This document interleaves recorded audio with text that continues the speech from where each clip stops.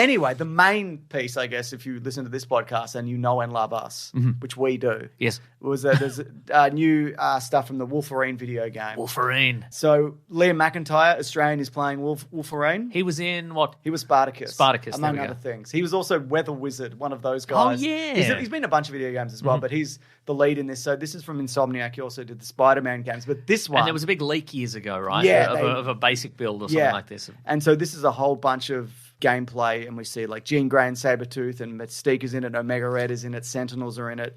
It also... He's all squat. He's Wolverine squat. You gotta make him squat. He's squat and he's hairy. And as you know, like I used to know Liam McIntyre. This is like... Was he squat and hairy at the time? No, he's like probably 6'1", 6'2", maybe. And smooth as a dolphin. I would say he's dolphin smooth. Yeah, I'd say he's dolphin. No, he's Dolphin-esque? No, he's got a. No, he's not dolphin smooth. Interesting. But what's interesting as well is some people would just assume because of the Spider-Man games that this was going to be a open world game. Yeah, right. But it is a linear narrative. And I guess a lot of people would have also guessed, oh, maybe this is set in the Spider-Man universe, which it might be, but there doesn't seem to be any links to thus far. And this is also set prior to the founding of the X-Men, I think. Or something? Something's happened with the X-Men. Because where they're Jean on the Grey's run. in it. Yeah.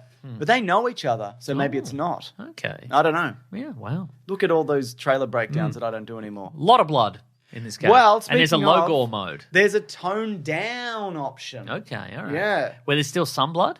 There's some blood, yes. Okay. Yeah. And all the villains are like balloon animals. Yes, that's right. Just pop them. You pop them. And they go, I'm going to heaven. I'm not actually dead. I went to heaven. So it's okay. It's okay that you got me.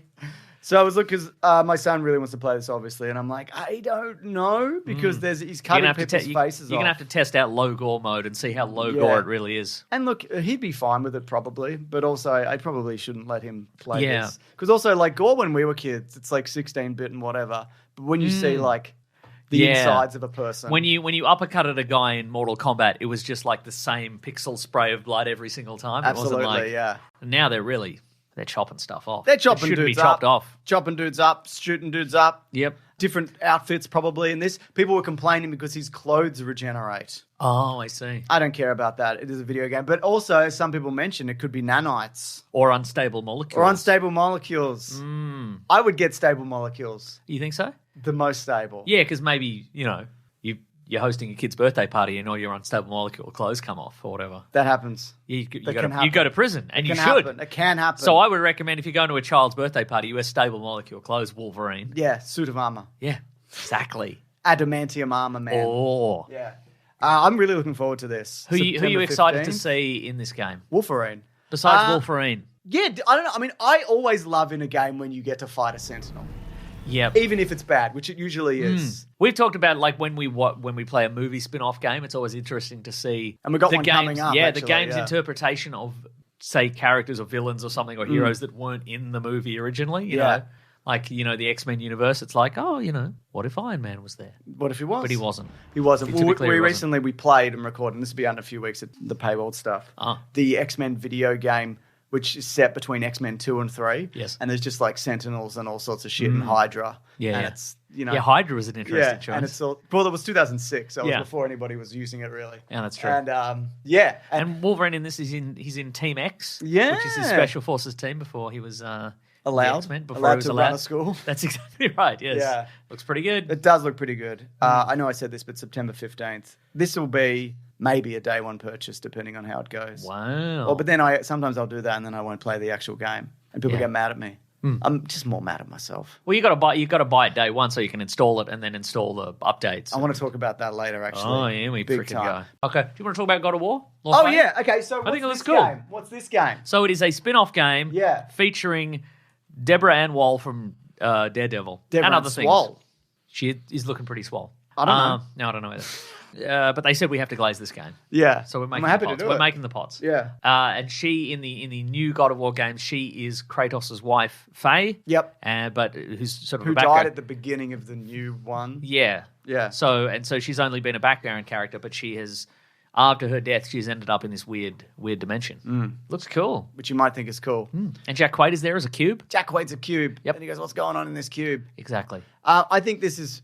I do think this is a good idea. Yeah. Because there's a lot of, again, what I played that first game, there is a lot of mystery around that character and what she's kind of set up for Kratos and her son and all of that. Because the frost axe that he uses in the game, that's hers. Yeah. So that was made for her. Get it? Well, she got it from the two guys. Yeah. They built Mjolnir as well. But I know, but it's right. I'm adding.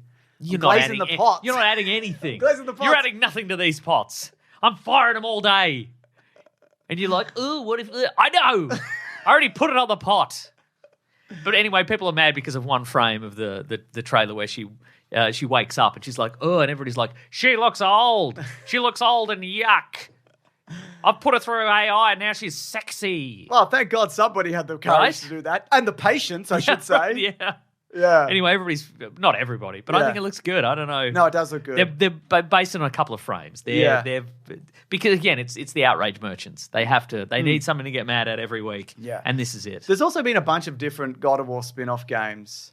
And I think they all are Kratos, actually. And there's also large sections of, I think it's the last one where you don't play as Kratos and whatever. But yeah, I think it's fine to look at it, to play as a different character in the universe and see a different mythology and a different underworld or whatever's got different swords. Different swords. Different swords. Different swords. Yeah, and also I think this is a lead up. If you're saying this is a spin-off, I would say this is probably a lead up to and the next mainline game, right? Yes. So to be the next game is either going to be Kratos and his son teaming up with Kratos' wife, and maybe you can play as all of them, or she dies at the end of this, and he's like, I've got to get double revenge. It's time for extra double revenge. Oh, can you imagine dying and then you wake up and people are like, guess what? You've got a quest. Oh. I thought it was infinite blackness. Oh, I thought I was going to be eaten by maggots. Now I've got to go on a quest. Oh. For what? Looks cool. I don't know. Yeah. I don't know, man. I mean, it's no Wolferine. It's no Wolverine. That's absolutely true. I just wanted to talk about Control Resonant. What do you want to talk about? I just think it looks cool. Yeah, but what do you want to talk about? Did you finish the last one? Did you know that I didn't? Yeah, I remember. I'm sick of being in this weird abstract pyramid house what's going on I did in finish here? it, yeah. Oh, there's a video hidden clip of this is going to give me a secret. Well, here's the thing. I don't have time for secrets, mate. Here's the thing about Control as well, is that it's a good game. It is a good game, but to me, the world was always profoundly more interesting, incredibly much more interesting than the gameplay itself. Yeah, okay, like I don't because it's a lot of it's like you're in an incredible world that defies physics or whatever, and it's like, all right, I got to fight 10 guys, and they're all just sort of glowing red, and they got steam coming off, and they float around, and you throw stuff at them, and you shoot them or whatever. But sometimes you'll find a TV in a weird room, and you look true. at the TV, and it tells you a secret. Sometimes there's a man-eating fridge. And what? There's a man-eating fridge. Ah, man, I don't have time for that. I played that game, and I kind of wish that there was just a button where you could go, you push it, and the action sequence ended. And you're just like, and on to the next thing. And on to the next weird thing. But I don't know. So this is about, in the premise of the first game was that you were a woman called Jessie who was searching for her brother. Who he was part of this organization or was kidnapped by them or something? When they were teenagers, he was abducted by an organization called the Federal Bureau of Control. Oh, must be nice. Yeah, exactly. Just take a load off.